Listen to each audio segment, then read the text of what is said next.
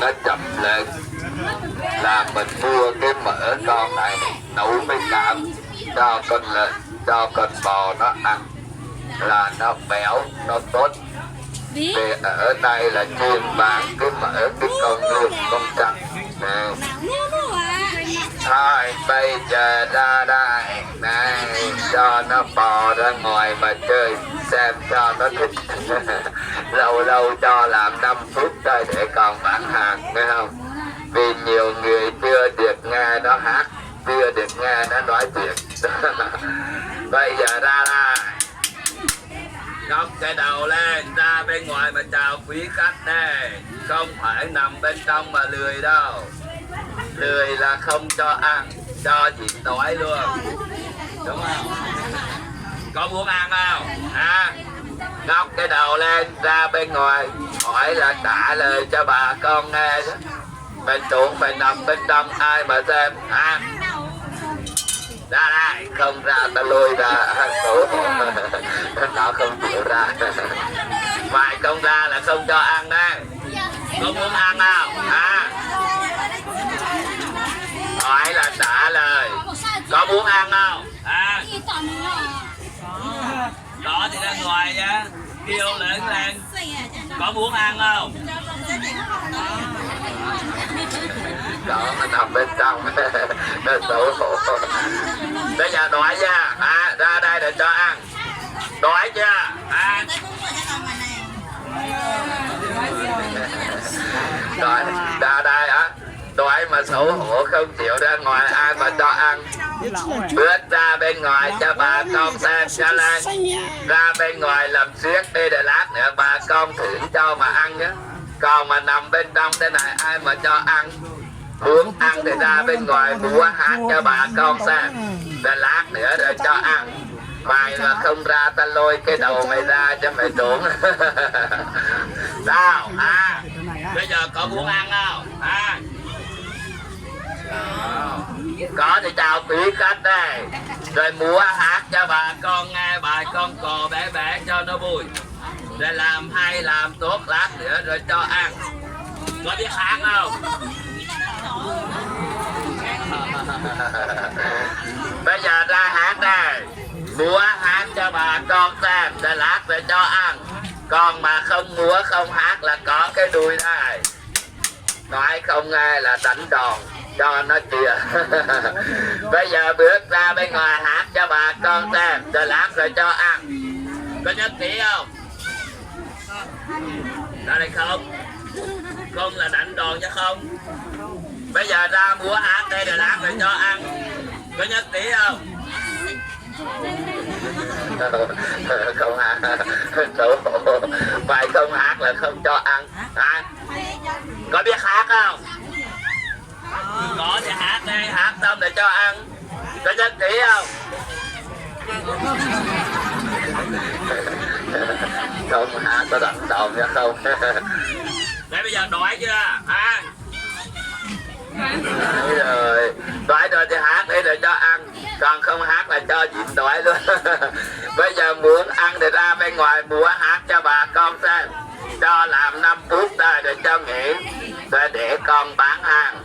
Rồi lát nữa bán hàng xong có tiền. Rồi mua cho con gà mà ăn. Con này ăn xem thích lắm nha. Bây giờ ra múa hát này rồi lát để cho ăn. Có nhất trí không? Ra đây không? À, bây giờ hát cho bà con nghe bài con cò bé bé xong rồi lát rồi cho ăn. Có nhất trí không? Hôm nay mày lười.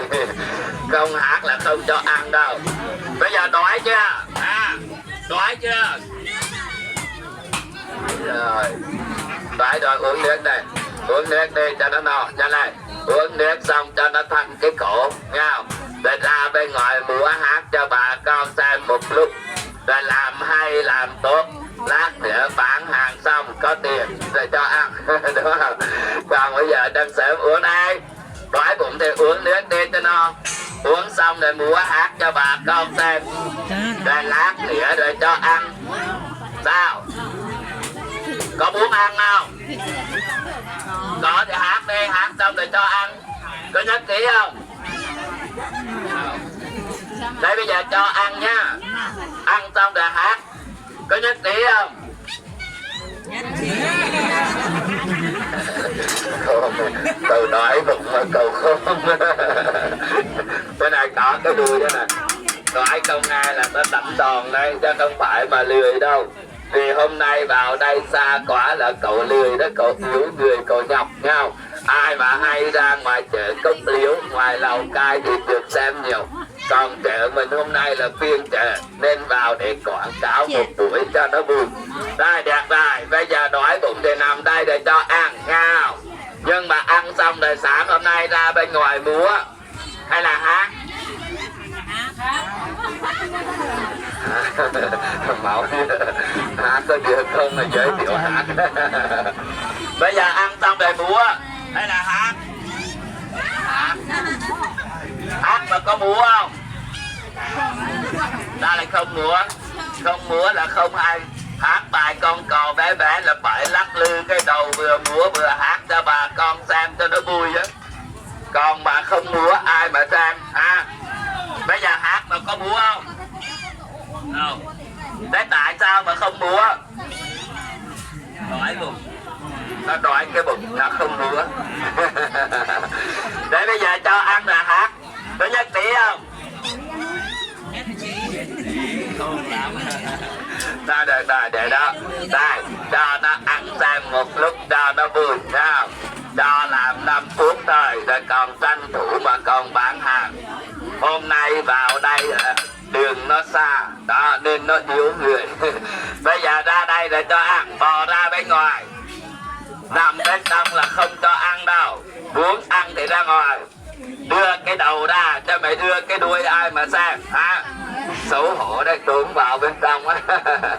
Nói không nghe là tẩm tròn luôn bây giờ. Phát ra ngoài, ra đây. Góc cái đầu lên. Ra mà chào quý khách đây để cho ăn. Còn mà không chào là không cho ăn đâu. Cho mày chuyển đói luôn. Đây đây đây đây đây này, bò ra được trước cho bà con xem này, bò đứng sau là người ta bắt người ta làm thịt. Đây bây giờ chị ăn quả trứng này, ăn xong rồi múa hát cho bà con xem cho này. Trời xấu hổ nằm đó mà ăn. Đây đuôi thật là xấu hổ. Đây này, bò ra ngoài làm gì? Đây bò ở đây mà ăn. Đánh hơi cái gì sao này hả? Bài mà ra ngoài người ta bắt người ta làm thịt đấy. Bây giờ ăn quả trứng đây nha đây. Ăn xong rồi múa hát cho bà con xem. Đây làm hay làm tốt lát bà con thưởng cho. Ăn xong rồi ra hát cho bà con nghe bài con cò bé bé cho nó vui. Đây này. Ăn đây còn bò lung tung. Bảo làm thì là đói bụng. Cho ăn thì cái bò đánh hơi cái gì hả? Sao? Có ăn trứng không? Sao lại không? Hả? Có ăn trứng không? Sao lại không? Thế đói chưa? Đói rồi cho ăn trứng không ăn. Nó đánh hơi cái gì sau này mà nó có bò lui nó để ăn sau này hả? Bây giờ ăn quả trứng này, ăn xong rồi múa hát cho bà con xem. Có nhất trí không? Không. Để bây giờ muốn ăn cái gì?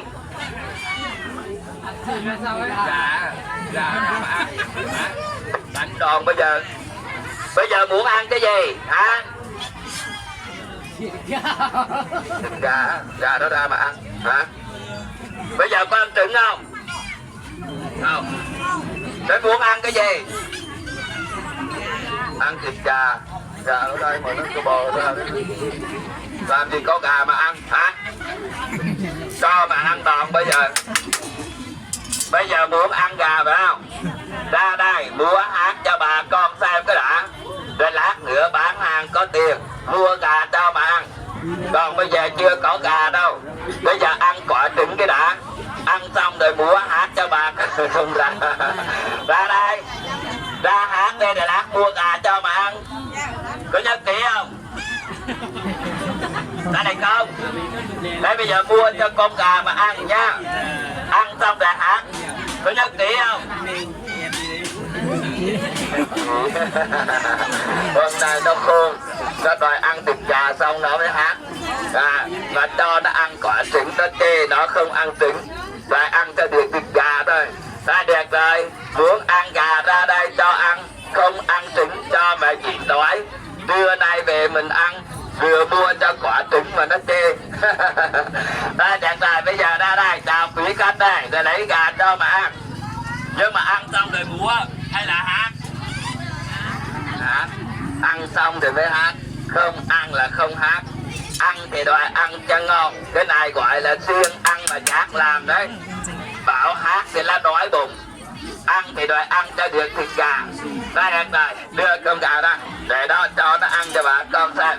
Ăn xong mà mày không múa không hát là lấy cái dao ra đây cắt cổ luôn. Cắt từng khúc vãn cho người khúc. Con này đem ra băm làm chả biên, cũng chả lá lốt dầu uống rượu vì cái tội nói không nghe. Con này uống rượu là cực kỳ luôn. Bây giờ ngọc cái đầu ra đây, bước ra ngoài. Có muốn ăn không? Ăn. Có thì ra ngoài, ra đây để cho ăn. Ăn xong rồi còn múa. Hôm nay cho nó ăn gà bằng giấy nha. Nhưng mà cái này mà thanh niên xem nhiều rồi là biết rồi đúng không? Đây là tờ giấy thôi. Một lát nữa bà con xem, hôm nay tôi sẽ làm ảo thuật nha, cho tờ giấy này và nó sẽ biến hóa, nó nở về đây thành con gà con, nó kêu chip chip cho bà con xem. Con chỉ cần quạt cho nó chảy, cho nó đỏ lên. Khi cái than này nó chảy, nó đỏ lên rồi, lát nữa cái biếu cho người miếng về bà con dùng như thế này là nó khỏi, chữa được cái bệnh viêm xoang. Nhưng mà khỏi rồi là bà con cứ bày lại cho nhau. Ví dụ như ai có bà con dùng đó, bà con cứ mách bày cho nhau, khỏi phải tốn tiền nha. Ai có nhiều mang ra để bán đi mua. Khi cái than này nó chảy, nó đỏ lên xong rồi, kiếm cho tôi một củ tỏi như thế này này, không cần nguyên củ đâu, bóc nó ra, lấy cho tôi một mũi, một tép, gọi là một dặn tỏi thế này. Bà con đập nát cái mũi tỏi này ra. Khi than này đang chảy, cho cái mũi tỏi vào, bỏ cái da con than này lên như thế này này, là cái da này nó chảy. Khi nó chảy là nó bốc cái khói lên. Bà con kiếm cho tôi một cuộn vở, cuộn sắt hay là cái bìa cứng, cứng nó tròn lại như cái phiểu thế này này. Đây, để làm gì? Mình chụp nó lên, xong rồi mình hít, mình xông cái khói này vào. Vì khi mình cứng tròn như thế này là khói nó vào cái lỗ to này, nó bốc lên cái lỗ bé. Bà con chỉ cần bịt một bên mũi, bên này hít xông vào, xong rồi bịt bên này lại, hít xông vào. Chỉ cần xông cho tôi từ 1 tới 3 tuổi, bà con thấy cái mũi này nó không bị ngạt mũi, nó không còn chảy máu. Cái này này, mà ai mà có cái trường hợp đau răng ấy, sâu răng ấy, dùng tốt lắm. Lát nữa rồi tôi cho. Nhưng mà cái đau răng là không phải uống. Ai mà có con em mình ở nhà mà hay bị đau răng, sâu răng, kể cả người lớn, mình đi ăn cổ, ăn tiệc, ăn đám, đang ngồi ăn ngon lành, bỏ đôi đũa, bỏ cái bát xuống, ôm cái mồm, ôm cái má, không ăn không uống được. Vì đau răng là khổ rồi, mất ăn mất ngủ. Về lát nữa tôi cho người miếng này này. Ai mà đau răng ấy, về bà con làm như thế này để điều trị cái bệnh sâu răng rất tốt. Không phải uống đâu. Hôm nay về nhà kiếm với tôi cái kìm, cái kẹp hay là cái kéo, bà con kẹp cái miếng da này lại như thế này, quảng cáo để cái thu mua. Nên hôm nay tôi biếu, tôi cho người miếng về bà con dùng khỏi. Ai mà cần, ví dụ trong bản, trong làng nhiều người có lắm, mình bày cho họ nghe rõ chứ nè. Ai có nhiều vào đây nồi cơm điện ấy, bà con nấu lên cho tôi khoảng 3 ngày là nó tan hết, nó ra thành nước. Người ta gọi là cao đấy, cao xương đấy. Xong rồi mình ngâm rượu, mình uống. Ai mà hay đau đầu gối hay đau cột sống ấy, nghe rõ chứ nè đó. Nhưng mà thôi được rồi, để đó hôm nay không phải biếu cho người khúc này đâu, mà hôm nay vào là tôi quảng cáo cho người lớn thôi. Vì ở đây là tôi nấu cao sẵn rồi chụp. Nó con gà chưa chịu nó chạy ra.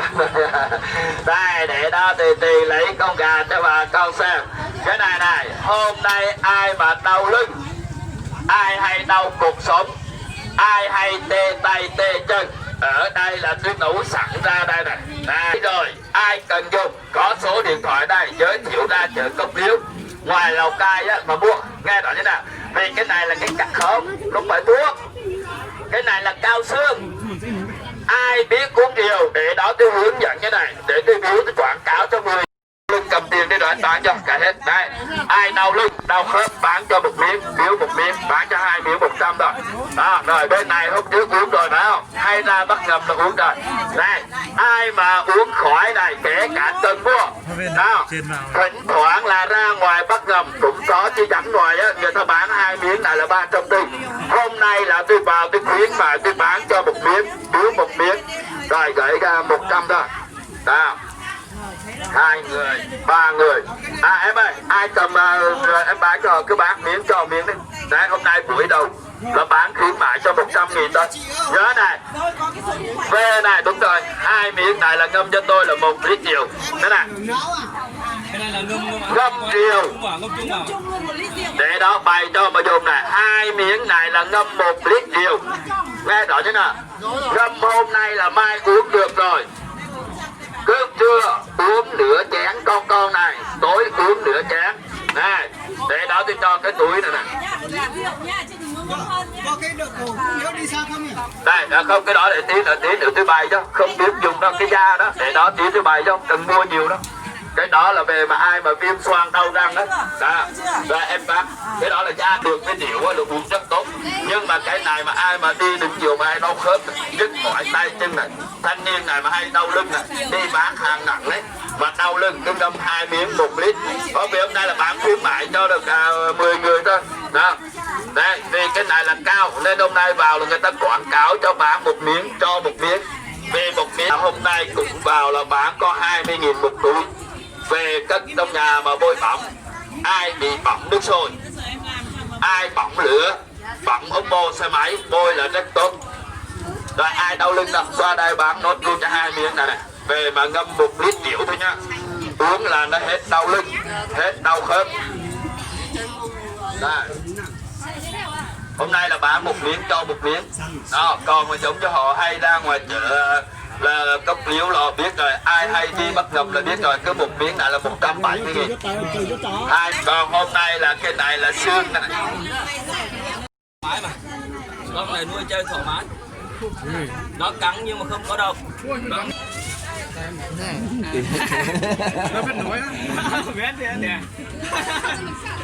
Bây giờ nói chứ, nói không nghe là đánh đòn đi, bố đi ăn cái nó đẹp.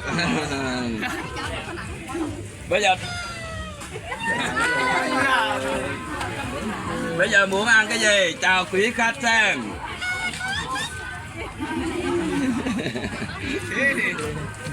Con này nó xấu hổ đấy, hôm nay nó ốm. Mà nó ghé là che con này. Sao giờ thoải mái. Ghé là che đấy con này. Con này con trai. Cái gì? Con nào mà con gái là nó nặng, nó to. Có muốn ăn không? Thế bây giờ đói chưa?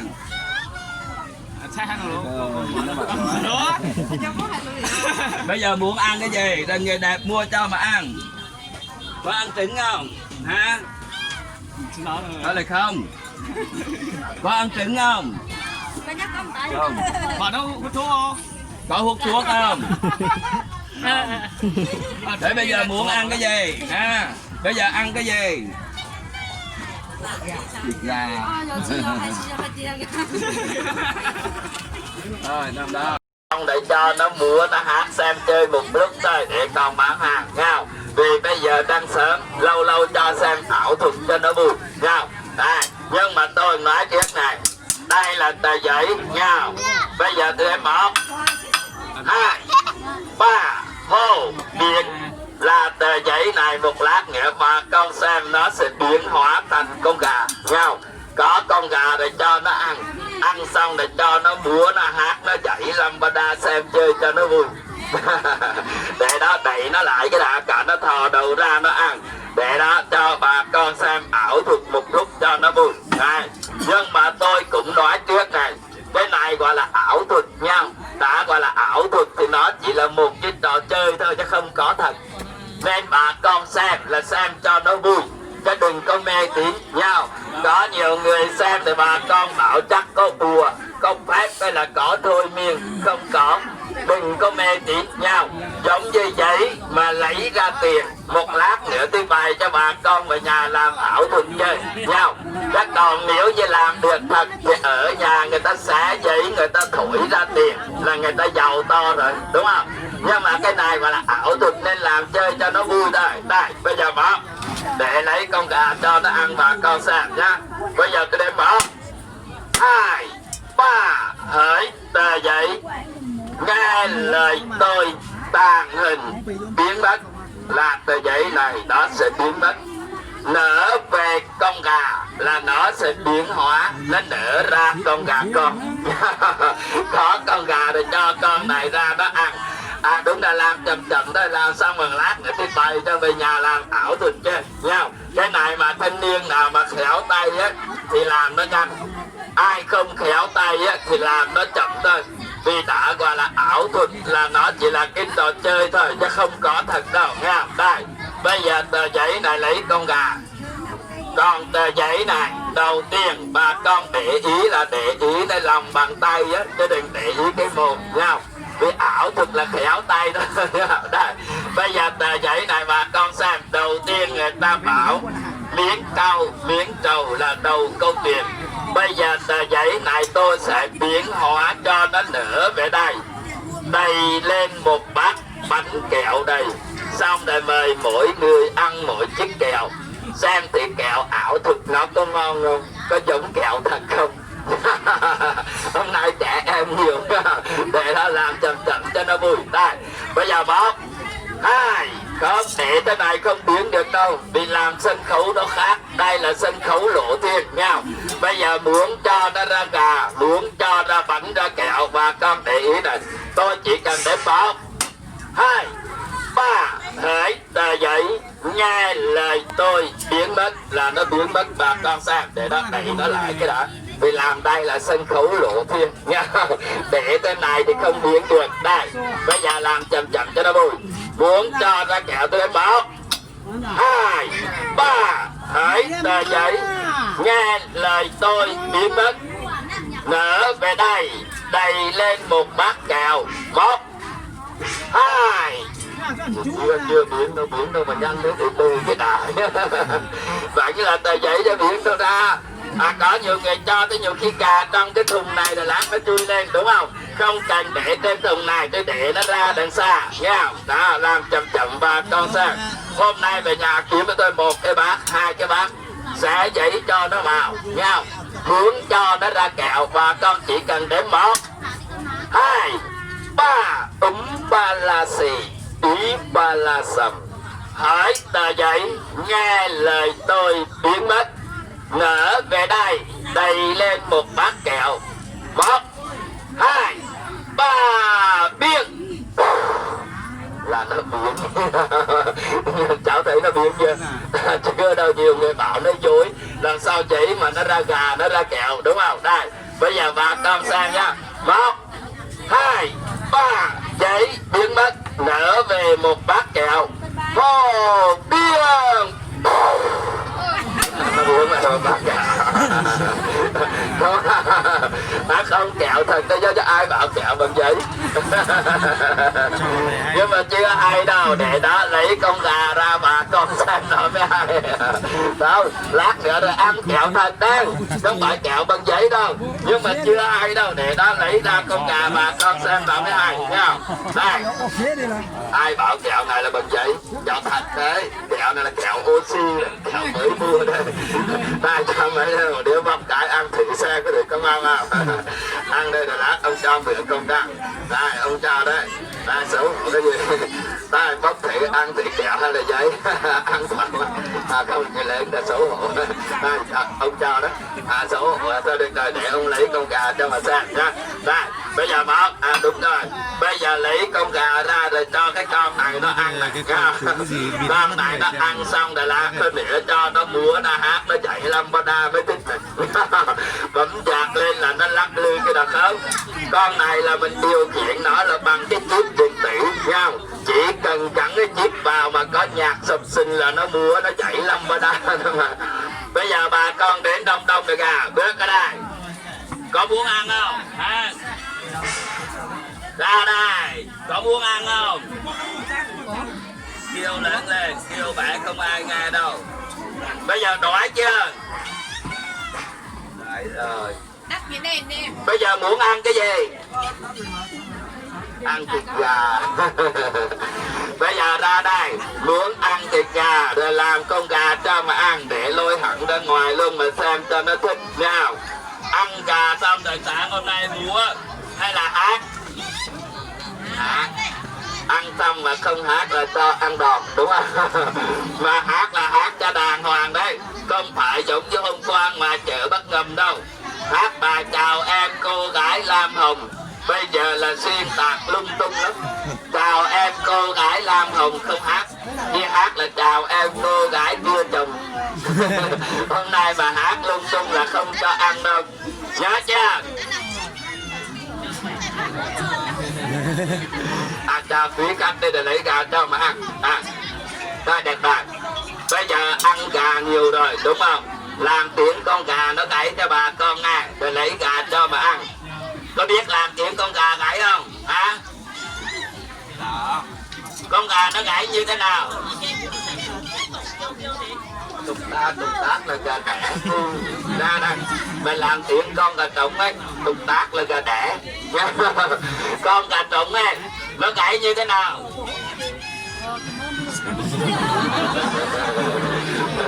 Làm đồ buồn mà hay làm chuỗi, không cho ăn là ẩu. Đó đẹp rồi, để đó bây giờ lấy gà nào. Ăn xong không hát là đánh đòn luôn. Có nhất trí không? Nhất trí. Bây giờ đây để đó lấy con gà cho bà con xem nha. Rồi bây giờ mấy cháu ngồi xuống để ông lấy gà ông cho nó ăn nha. Ăn xong rồi cho nó hát nghe bài con cò bé bé, xong rồi lát rồi nghỉ để con bán hàng nha. Mà nhưng mà trước khi lấy con gà này tôi thông báo luôn nè. Đây, vì hôm nay vào đây là nó xa mục đích chính thì bà con biết rồi, làm ảo thuật để chơi cho nó vui thôi. Nhưng mà ví dụ thanh niên nào mà đi rừng đi núi hoặc ở nhà mà ai mà có cái con này này mà mình không có điều kiện nuôi, đi rừng mà hay bắt được đấy, hôm nào cứ mang lên chợ Cốc Liễu trên Lào Cai á bán nha. Vì ở đây là tôi là thu mua cái con này, không phải để ăn thịt đâu. Vì cái con này bây giờ trong Nam là người ta nuôi trang trại đó. Con nào bé là mình nuôi chơi, con nào mà nó to nó lớn giống như mấy con này nè thì lúc đó người ta làm thịt, cắt cái cổ để người ta lột, người ta lấy cái da. Vì bây giờ cái da con trăng này là người ta xuất khẩu để người ta làm cái thắt lưng, cái ví da, túi xách, giày dép. Nên bây giờ dưới xuôi là người ta nuôi trang trại. Đó, còn cái mỡ của cái con này lát nữa ai mà hay đi xe máy bò ra ngoài người ta bắt người ta làm thịt. Bây giờ đây bây giờ bà con sang để lấy con gà nha. Không, cái mỡ nó lát nữa rồi mua. Vì ở đây cái mỡ con trăng này là bà con biết rồi, ai mà biết dùng biết làm thuốc là nó rất tốt. Còn người nào mà chưa biết có đây không, mỡ con trăng nó khác mỡ lợn nhé. Có nhiều người bảo nhiều khi không phải mỡ con trăng mà mỡ con bò, con lợn, đúng không? Không phải đâu, vì cái mỡ con trăng này là nó khác mỡ lợn. Lần sau bà con đi mua đi bày cho không bao giờ nhầm đâu. Em đưa cho anh một miếng để bày cho bà con, kể cả mua ở đâu cũng vậy thôi. Đây, hôm nay bà con để ý này, đây là cái mỡ này gọi là mỡ cái con trăng. Mình mua ở đâu cũng vậy thôi. Vì cái con trăng ấy là cái mỡ nó là phải từng hạt, từng viên như thế này nè. Đó, thì mới gọi là mỡ con trăng. Còn mà nó nguyên từng miếng là không phải mỡ con trăng. Đó là mỡ lợn, mỡ bò. Vì cái mỡ con trăng này bà con để ý này, nó từng hạt. Con nào mà bé là cái viên mỡ này nó bé, con nào mà nó to là cái hạt mỡ này nó to. Ví dụ như ai mà bị bỏng bôi xe máy ấy, có cái mỡ này bà con bôi ngay vào, nó khỏi ngay, nó không phồng, không để lại sẹo. Ai mà hay đi lội nước, bị nước ăn chân nước ăn tay, nứt nẻ, bị nấm, bị ngứa. Lát nữa bà con sang đó mà mua cái mỡ trăng này nó chữa cả tổ địa hạt lao, nấm ngứa rất tốt. Quan tí nữa để mua để lấy con gà cái đã. Kể cả thế này, riêng cái mỡ này này mà ai nuôi con lợn, con trâu, con bò mà nó gầy ấy, nó lười ăn ấy, bà con lấy cái mỡ này ra nấu với cám trộn thức ăn cho con sang nha. Đấy, còn mày đã chuẩn bị ra mà con múa con hát nào. Đây, bây giờ làm ảo thuật chơi cái đã để làm luôn. Lâu lâu cho xem con này nó múa nó hát cho nó vui. Nhiều người chưa được xem đâu mà. Ai mà hay ra chợ Cốc Liễu thì bà con xem nhiều đúng không? Còn ví dụ như ai mà có con này còn sống là tôi mua theo còn sống. Kể cả thanh niên nhiều khi đi rừng đi núi mà hay gặp cái con này là sợ hay hoảng là đập chết rồi ăn thịt.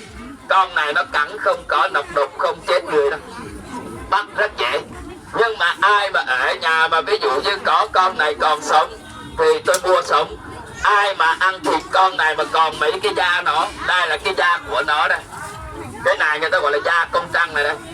Ai mà có cái da này mà không biết cách dùng cứ mang ra đây bán tôi cũng mua. Vì cái da công trăng này tôi mua là để tôi làm thuốc, xong rồi tôi bán lại cho bà con. Nhưng mà nhiều người không biết đâu, ăn thịt xong cái da này là bà con vứt đi, đúng không? Nó phí. Ai có tấm to tôi mua theo tiền to, ai có tấm bé tôi mua theo tiền tấm bé. Vì cái da công trăng này này, ai mà có lát nữa tôi bày cho về nhà bà con dùng làm thuốc rất tốt. Ai mà hay bị ngạt mũi, khó thở, gọi là viêm xoang đấy, hay bị hắt xì hơi, sổ mũi, đau đầu, riêng cái da công trăng này này, ai có cái da này ấy, bà con về cắt bẻ nó ra, đốt nó lên, xong mình hít cái khói vào. Cái da công trăng này nó chữa cái bệnh viêm xoang mũi rất tốt. Nhưng mà nhiều người không biết đâu, bà con cứ ăn thịt xong là bà con vất thôi. Lát nữa tôi bày cho ai mà bị không cần nguyên cả tấm này đâu, lấy cái kéo bà con chỉ